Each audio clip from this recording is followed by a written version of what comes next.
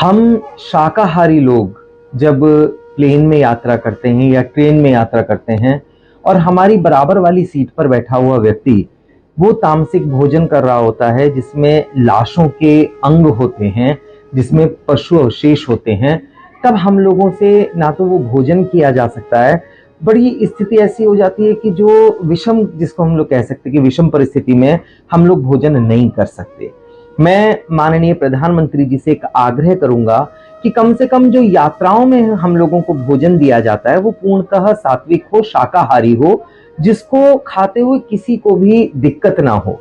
आप खुद सोचें, मुझे पंक्तियां अपनी याद आती हैं कि अंग लाश के खा जाए क्या फिर भी वो इंसान है, अंग लाश के खा जाए क्या फिर भी वो इंसान है, पेट तुम्हारा मुर्दाघर है या कोई कब्रिस्तान है। बड़ा दुख होता है जब हमारे बराबर में व्यक्ति बैठा हुआ वो मांस नोच रहा होता है, हड्डियां अलग कर रहा होता है और हमें भी उसके साथ बैठ करके अपना भोजन करना होता है। अमूमन जब हम लोग काव्य यात्राओं में होते हैं तो प्लेन में ऐसा कई बार मेरे साथ हुआ कि मैं वेजिटेरियन भोजन कर रहा हूं, मैं जैन भोजन कर रहा हूं और मेरे ठीक बराबर वाली कुर्सी पर एक व्यक्ति बैठ करके नॉन वेज खा रहा है। इतना सा गैप होता है दोनों ट्रेज के अंदर। क्या ये एक शाकाहारी व्यक्ति के लिए संभव है कि वो इस तरीके से बैठ करके अपने बराबर वाले के साथ बैठ करके भोजन करे? और उसी चैम्बर के अंदर आप ये सोचिए कि जिस तरीके से वो दुर्गंध आती है,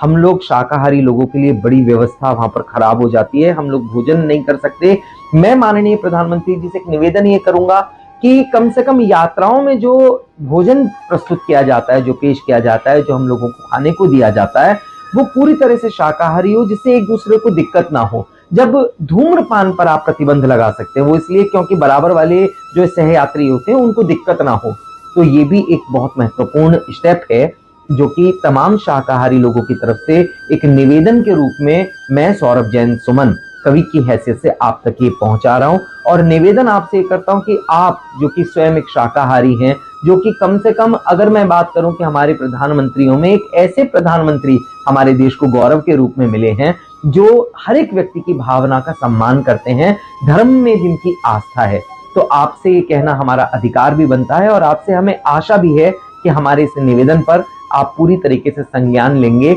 मुझे पंक्तियां याद आती हैं, आंखें कितना रोती हैं जब उंगली अपनी जलती है। एक बार अगर हम लोग पीड़ा अनुभव कर सकें उन पशुओं की जिनको काटा जाता है, जिनको मारा जाता है केवल भोजन के लिए, तब वो पंक्तियां मुझे याद आती हैं कि आंखें कितना रोती हैं जब उंगली अपनी जलती है, सोचो उस तड़पन की हद जब जिस्म पे आरी चलती है। बेबस था तुम पशु की देखो, बचने के आसार नहीं, बांध दिया जाता है। जिस तरीके से कुर्बानी के वीडियोस आप लोग देखते होंगे इंटरनेट पर डले हुए, अंदर तक सिहरन पैदा होती है, कैसे खा जाते हैं उनके अंग हम लोग, कि आंखें कितना रोती हैं जब उंगली अपनी जलती है, सोचो उस तड़पन की हद जब जिस्म पे आरी चलती है। बेबस था तुम पशु की देखो, बचने के आसार नहीं, जीते जीतन काटा जाए उस पीड़ा का पार नहीं। खाने से पहले बिरयानी चीख जीव की सुन लेते, कि खाने से पहले बिरयानी चीख जीव की सुन लेते, करुणा के वश होकर तुम भी गिरनार को चुन लेते, कि करुणा के वश होकर तुम भी गिरनार को चुन लेते। तो मैं उन तमाम शाकाहारी भाइयों की तरफ से माननीय प्रधानमंत्री जी से आग्रह करता हूं कि रेलवे में और एयरलाइंस में जो भोजन दिया जाता है वो केवल शाकाहारी हो। थोड़ी सी दूरी तय करने के लिए अगर भोजन की व्यवस्था आप दे रहे हैं तो वो तमाम लोग शाकाहारी भोजन कर सकते हैं, ऐसा कोई व्यक्ति नहीं है जो शाकाहारी ना खाता हो। लेकिन ऐसे कम से कम मैं कहता हूं कि 50% या 80% लोग हैं जो मांसाहारी भोजन नहीं करते, तो उनकी भावनाओं का आप ध्यान रखें और कम से कम यात्राओं में इस प्रकार का कोई भी जो भोजन